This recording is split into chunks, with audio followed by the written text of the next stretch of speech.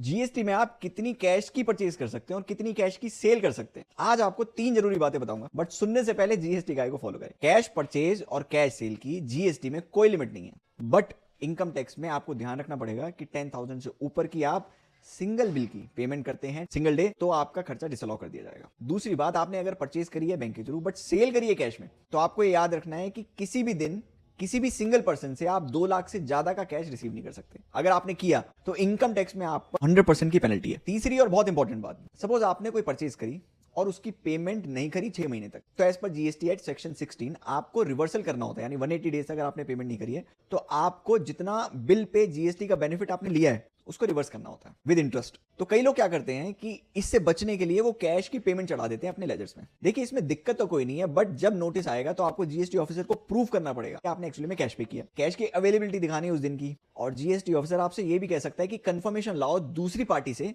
कि उसने एक्चुअली में आपसे कैश रिसीव किया है। अब एक आपसे क्वेश्चन पूछता हूं कि सपोज आपने 50,000 की परचेज करी और उसकी पेमेंट 5 दिन तक 10-10 हजार रोज करी, तो क्या इनकम टैक्स में इस खर्चे को डिसअलाउ किया जाएगा या नहीं? कमेंट सेक्शन में बताइएगा।